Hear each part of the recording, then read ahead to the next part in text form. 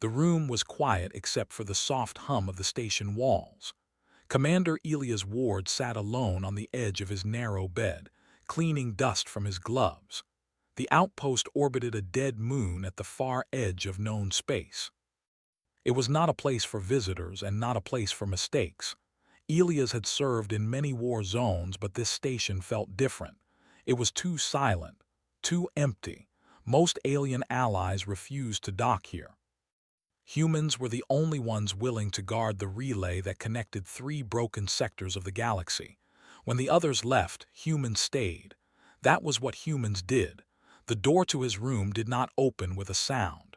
There was no alert, no warning. Elias looked up slowly, his instincts already awake. Someone stood inside his room. She was tall and unfamiliar, her skin pale blue under the dim light. Strange markings glowed faintly across her arms and shoulders, like stars under water. Her eyes were large, silver, and full of fear. She wore no armor, no weapon, and no sign of rank. She did not speak. Elias rose slowly, keeping his hands open. He had learned long ago that sudden movement frightened most species. "You're not cleared to be here," he said calmly. She stepped forward instead of retreating. The station's translator should have activated, but it did not. Whatever she was, her species was not in the database. That alone made Elias tense. Unknown species meant unknown dangers. She reached out and placed her hands against his chest, not in desire, not in threat, in desperation. Her body shook as if she were cold, though the room was warm. Her breathing was uneven. Elias realized she was injured only when he saw the dark fluid drying along her side. It was not human blood, but it was blood all the same. She pressed her forehead against his armor and closed her eyes. Elias froze. Every rule said to call security. Every protocol said to push her away. But something older than training spoke inside him. He carefully removed his gloves and placed one hand on her back, steady and gentle. "It's all right," he said, even though he was not sure she understood. "You're safe for now." The glow on her skin dimmed slightly, as if responding to his voice. Moments passed in silence before Elias guided her to sit on the bed. She did not resist. Her strength seemed nearly gone. When she finally spoke, her voice was weak and broken, but the translator flickered to life. "They hunt me," she said. Elias knelt in front of her. "Who?" She shook her head slowly. "Those who fear humans." That caught his attention. "Why would they fear us?" he asked. Her silver eyes locked onto his. "Because you endure," she said. "Because you protect what others abandon, because you do not break." Elias felt a chill run through him. She introduced herself as Sarai, a survivor of a civilization erased quietly without war. Her people had studied many species from afar. Humans were different. Fragile alone, unstoppable together. When the Empire learned of this, they tried to erase the proof. Sarai was the proof. "They will come," she whispered. "This station, this relay, they cannot allow humans to learn the truth." Elias stood and activated his wrist unit, sending a silent alert to command. No alarm sounded. No response came back. The system was already compromised. Elias looked down at Sarai, then at the sealed walls around them. He smiled slightly. "Then they picked the wrong place," he said. He removed his jacket and wrapped it around her shoulders, shielding her glowing skin. Not to hide her, but to protect her. Outside the room, the station lights flickered. Somewhere in the dark, enemies moved, but they had forgotten something important. Humans did not need to understand fear to fight it. They only needed someone worth standing for. And in that quiet room at the edge of the galaxy, humanity made its choice. The station shook once, hard enough to rattle the metal bed and send a low vibration through the floor. Elias was already moving before the tremor ended. He reached for the locker near the wall and pulled out his sidearm and a compact rifle. He did not point them at Sarai. He placed them on the table instead, where she could see them. "Stay here," he said calmly. "No matter what you hear." Sarai looked up at him, fear sharp in her silver eyes. "They will not stop," she said. "They never do." Elias adjusted the strap on his armor and checked the ammo count. Neither do we. He stepped toward the door, then paused. Something about leaving her alone did not feel right. He turned back, picked up a small communicator disc and pressed it into her hand. "If anything happens," he said, "press this. It will mark your location to every human on the station." Her fingers closed around it carefully as if it were fragile. "Why help me?" she asked softly. "Your kind gains nothing." Elias met her gaze. "We gain the right thing." The lights dimmed again. This time they did not come back fully. Elias stepped into the corridor. The station halls were usually bright and clean, but now shadows stretched long across the metal walls. Emergency lights pulsed red at slow intervals. The air felt heavy, charged. Elias moved quietly, his boots making almost no sound. Years of combat had taught him how to disappear even in open spaces. His wrist unit remained silent. No updates from command. No friendly signals. That meant one thing. The humans were already fighting. A sharp sound echoed from the junction ahead. Not a gunshot. Something cleaner. Energy-based. Alien. Elias leaned against the wall and peeked around the corner. 3 figures moved down the corridor, tall and narrow, their bodies wrapped in dark armor that bent the light around it. Their faces were hidden behind smooth masks, featureless except for thin glowing lines. Each carried a weapon unlike anything Elias had seen, humming softly with restrained power. Hunters. Sarai had not exaggerated. Elias pulled a small device from his belt and rolled it across the floor. It stuck to the metal silently. He tapped his wrist once. The device exploded without flame or sound, just a sudden pulse that ripped through the corridor like a wave. The lights went out completely. In the darkness, Elias moved. He fired twice, precise and controlled. One hunter fell before it could even turn. The second tried to raise its weapon, but Elias was already there, striking the joint in its armor with the rifle's stock. Metal cracked. The alien collapsed. The third reacted faster. A blade of light flashed toward Elias. He barely avoided it, feeling heat scorch the air near his face. He rolled, fired again, and hit the hunter's center mass. It did not fall. The alien stepped forward, unsteady but still moving. Elias narrowed his eyes. "So you're tougher," he muttered. He adjusted the rifle's setting and fired again. This time the shot punched through the hunter's armor and slammed it into the wall. The alien slid down and did not move again. Elias exhaled slowly. "Welcome to human space," he said quietly. The lights flickered back on. The corridor was filled with smoke and the smell of burned metal. Elias tapped his wrist unit again. "Ward to any human units," he said. "Hostile boarding confirmed. Unknown alien force." "They're after a civilian. Repeat, protect the civilian." Static answered him. Then finally a voice. "Copy that, Commander," said Lieutenant Hale.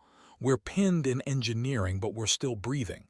"Good," Elias said. "That's all I need." He turned and ran back toward his quarters.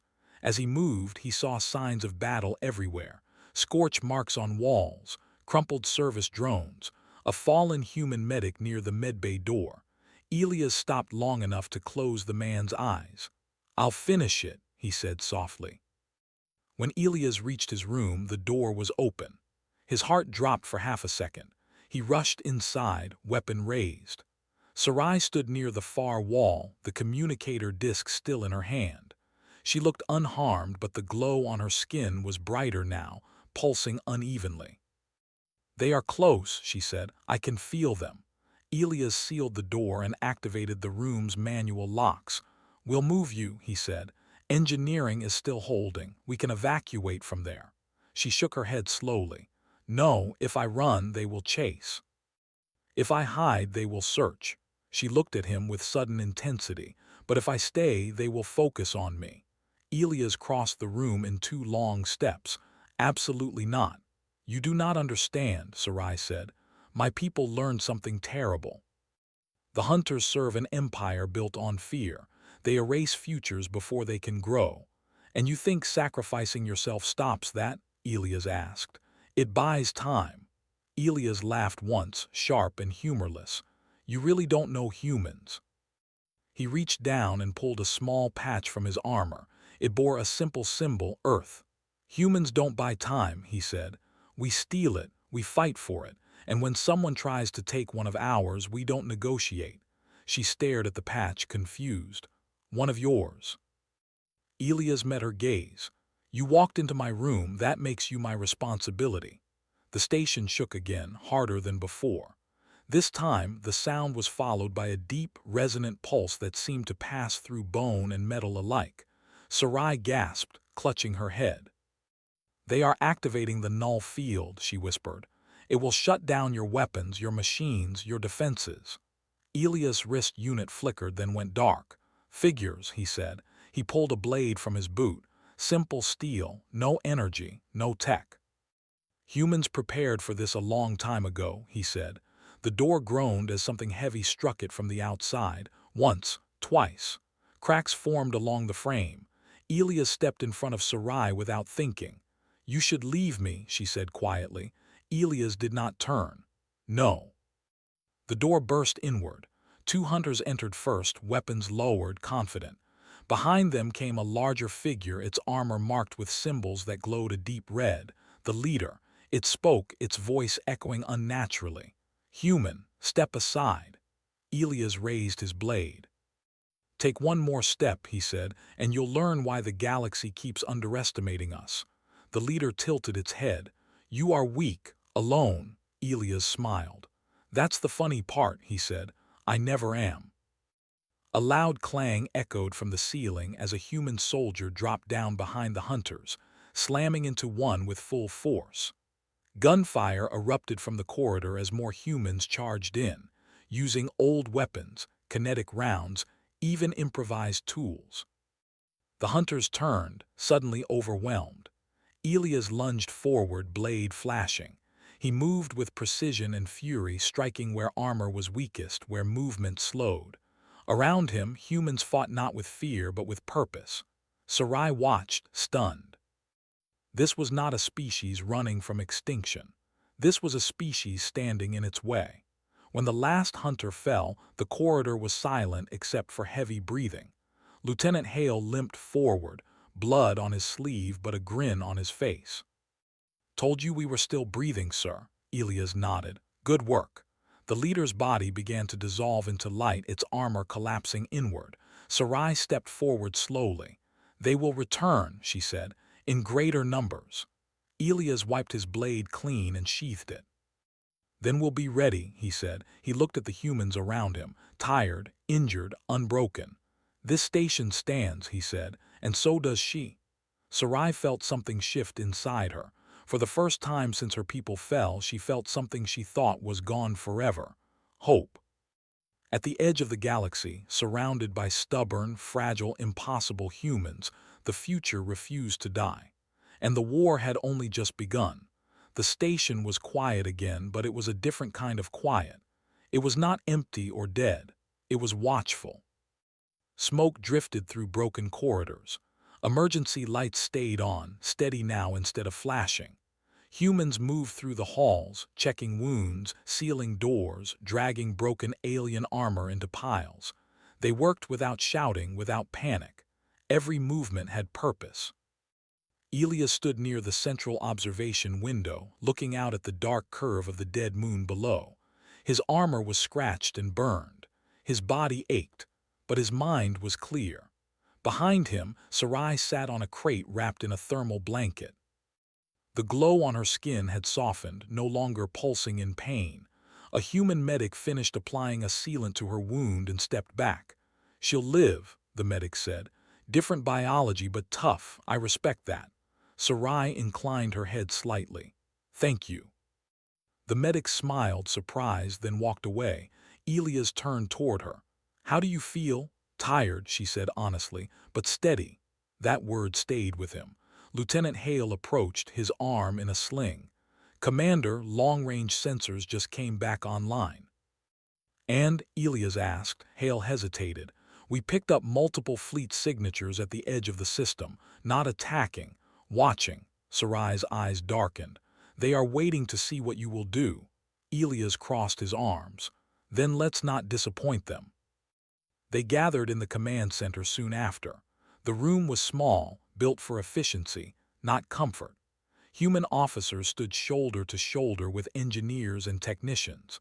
No one asked why an alien stood among them. Sarai placed a small crystal device on the table. It glowed faintly as it activated. "This contains what my people died for," she said. "Records, projections, warnings." A holographic map filled the room. Star systems flickered into view. Lines of influence spread outward like stains. "The Empire does not conquer openly," Sarai continued.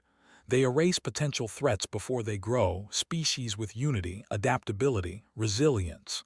The map zoomed in. Humans appeared at the center. "They fear you," she said. One of the officers let out a short laugh. "Good." Sarai looked at Elias. "They will not stop now. You protected me. That changes everything." Elias nodded. "Then we stop waiting." He turned to the room. "Send the data, all of it, to Earth, to every allied system that will listen." Hale frowned. "Sir, that will expose us." "Yes," Elias said. "That's the point." Hours later, the first human fleet arrived. They did not come quietly. Ships dropped out of warp around the station, their hulls marked with symbols of Earth and its colonies. Old ships, new ships. Military and civilian vessels refitted for war. They formed a wall of steel and fire. The watching alien fleet shifted, uncertain. They had expected silence. They had expected fear. Instead, a human transmission echoed across the system, unencrypted and clear. "This is Commander Elias Ward of the Human Defense Coalition. This station is under human protection. Any hostile action will be answered." The alien fleet did not retreat. They advanced. The battle that followed was not graceful. It was not clean. It was human. Human ships absorbed damage and kept moving. Crews rerouted power by hand when systems failed. Pilots flew wounded vessels straight into enemy formations to create openings. Engineers patched hull breaches with scrap metal and stubborn will. The Empire's ships were advanced, precise, terrifying, but they hesitated. They had never faced an enemy that refused to break.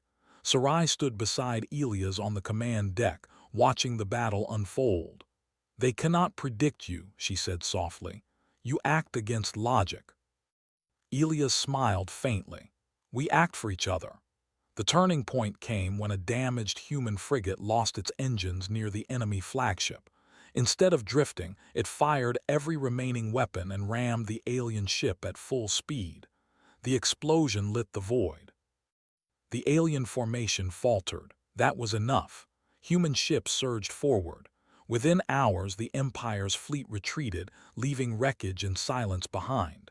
The system belonged to humanity. Days later, diplomats arrived. Allies who had once kept their distance now listened closely.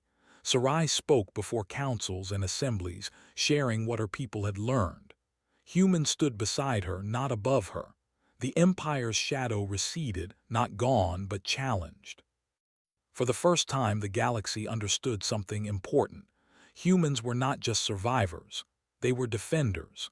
When Sarai prepared to leave, Elias met her at the docking bay. Her ship was small but newly repaired, its hull marked with human symbols now. "You don't have to go," Elias said. "There's a place for you," she smiled, a soft, glowing expression. "I know, but others need to hear what I carry." She placed her hand over her chest, then over his. "My people believed the future was fragile," she said. "You showed me it can be stubborn," Elias nodded. "Come back when you're done." "I will," she said. Her ship departed, slipping into the stars. Elias watched until it vanished. The station returned to its quiet routine, but it was no longer alone. It had become a symbol. A line drawn in space. Far away, the Empire reconsidered its plans, because now the galaxy knew the truth. When darkness came quietly, humans met it head-on. When hope arrived wounded and afraid, humans stood in front of it. And when the future knocked without a word, humanity opened the door and said, "You're safe here."